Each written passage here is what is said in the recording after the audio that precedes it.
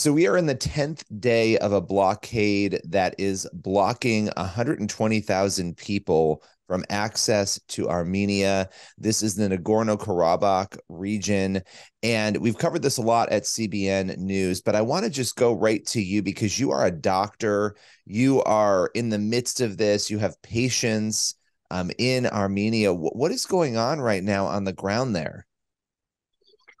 Well, we are two doctors. We got here from Armenia 10 days ago to do some consultations that we're doing after the war, once per 2 months. And actually, when we got there the next day, the road was closed. So we were stuck here together with, as you said, 120,000 population, including also children who were left without medicine. These are really children with acute and chronic diseases.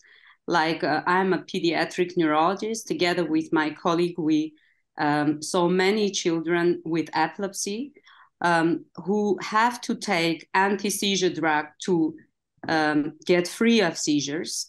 But now there is shortage of these drugs. And not only these drugs are not available, but also some painkillers and antibiotics, as well as hormonal therapy, which is very important in acute situations.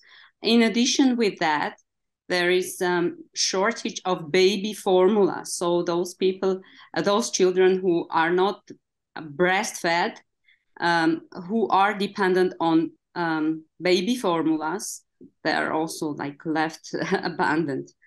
It's a ridiculous situation. I'm not saying about simple things that are disappearing the day after another, like vegetables. There are no vegetables in the shops. Wow. Wow. And so you don't live in Nagorno-Karabakh. You actually you were there for work, for consultations when this happened. Is that accurate? Yes, that's true. Starting from March 2021, a big group of pediatric neurologists decided to start a new program because the only pediatric neurologist of Artsakh, of Nagorno-Karabakh, left the country. So there was no specialist here. So we decided with our friends and colleagues that once per 2 months, we'll be traveling here to see patients and stay here for 1 week. This was our turn. So we got there and we were stuck here. So you are not able to get home. I want to talk more about the bigger, broader issues that you just mentioned, because the shortages, these are very scary things. And I think, again, the rest of the world is not really necessarily aware of everything that is going on there. But let's briefly talk about your situation. So you have not been able to get home. We're in day 10 of this. How has this affected you personally and your life? Because I would imagine your family, your friends, your loved ones, they'd love to see you be able to get home, but you're stuck there. Right. I have a family there. My daughter got back home from Austria, where she is learning, and I'm not able to see her. But I don't want to make a tragedy from this, because, here there are children who are in need, and I feel that I have to stay and I have to help them. So let's talk more about that, because you mentioned some really serious medications and treatments that children need that they're not able to get access to. So people understand the gravity of this.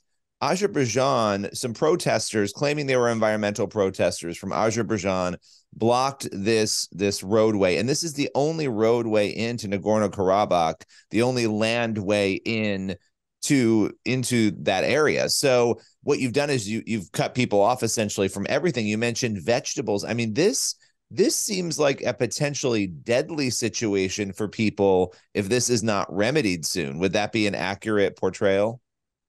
Yes, but actually no one believes that this is so-called eco-activists. So everyone knows that this is Aliyev regime, and it's in analogous with Sarajevo that was happening in 1990s. So for some days, we were also deprived from gas. And indeed, it was really very cold here. Well, and you, yes, thank you for bringing that point up, because the idea that these are just environmental activists has been questioned by almost everybody in this. The feeling is that Azerbaijan has been funding these protesters potentially. That's the claim, or fueling them, and that this is actually part of the broader dispute over that landlocked region, over Nagorno-Karabakh, which has been a dispute for decades. But what we're seeing is people all over the world, experts warning that this is a humanitarian crisis. Are people panicking? What is happening on the ground there as you're starting to see the resources dwindle? You don't have things like vegetables and medications. How are the people reacting?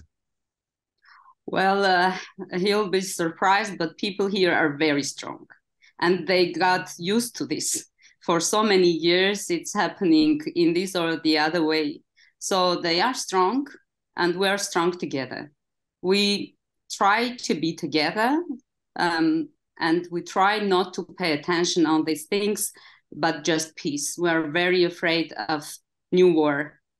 And this is the thing that people really are thinking about, and they try to avoid it in every way.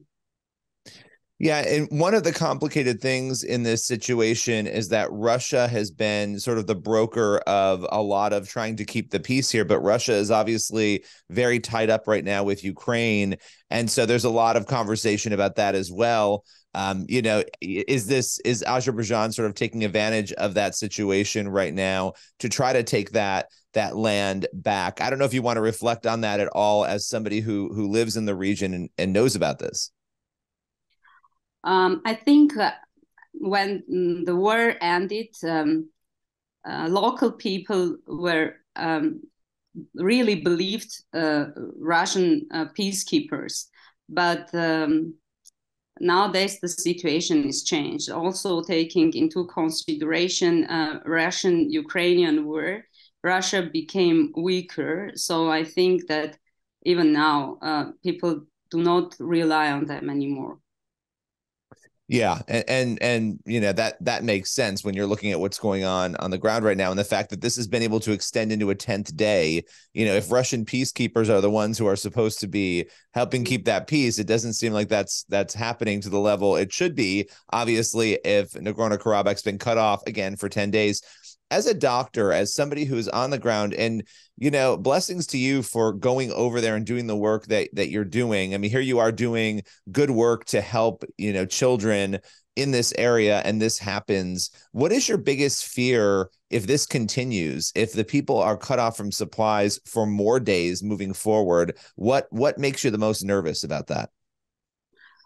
Well, yes, it makes me really nervous when I think about the near or far future, what can happen without medicine and without certain professionals who are not working here because of the war.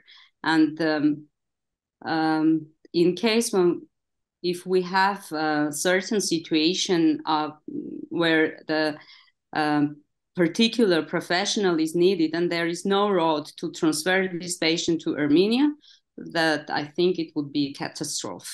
The same can be happening with children who are left without appropriate, let's say, anti-seizure medication or medications for diabetes, or all chronic conditions can get worse, and that will be a real catastrophe. Until now, there was just one case of a patient who was transferred with the help of Red Cross from here to Armenia.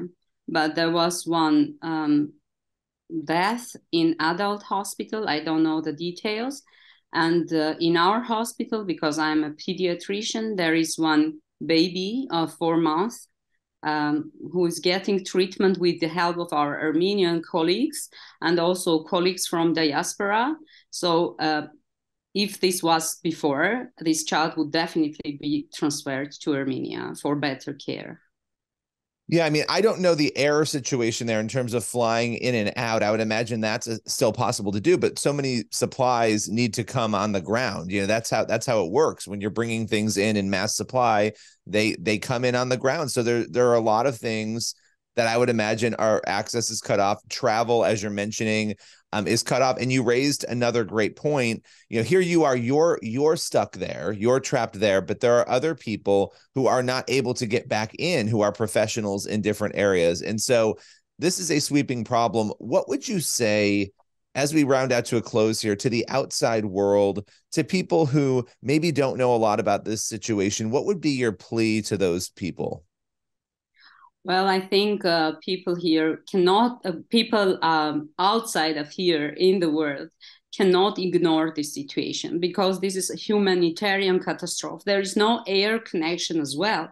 And there are families who are separated. There are children who are stuck in Armenia, cannot come and see their parents.